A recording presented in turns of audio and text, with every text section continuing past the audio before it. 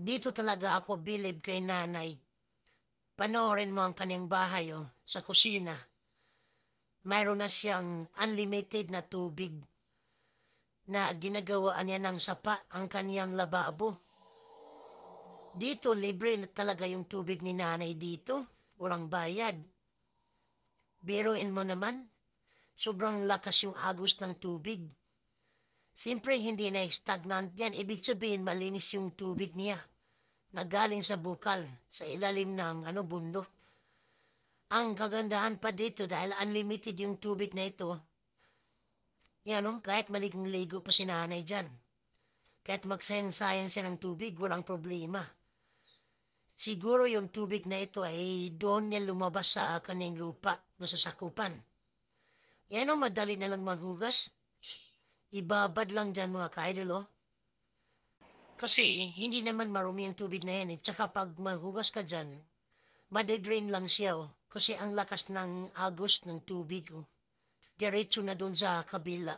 Yan Ang galing talaga ni nanay sa paggawa niya ng bahay. Siguro pinipili ni nanay na ang paggawa ng bahay ay malapit doon sa bukal. Kung saan banda na may maraming tubig. Para hindi siya mahirapan. Baka nga ang naisip niya dito, balang araw kapag tumatanda siya, para hindi na siya mahirapan sa pag-iigib ng tubig kung malayo ang lugar nila. Ngayon, ang tubig na mismo ang lumapit doon sa lababo niya.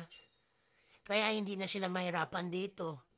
Kahit tumatanda na sila, tanggap na ni nanay ang kanyang katandaan.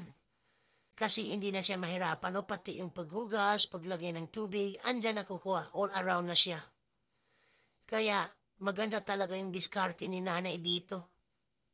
Ayan pati paggawa ng gulay, andyan na lahat, kaya wala nang problema.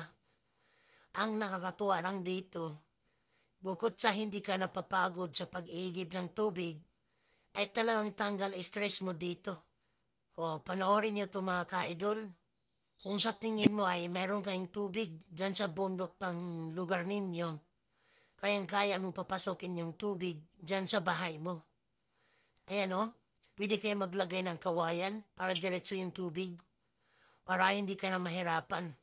Pati yung maligo, andyan na. Pwede ka nang maligo.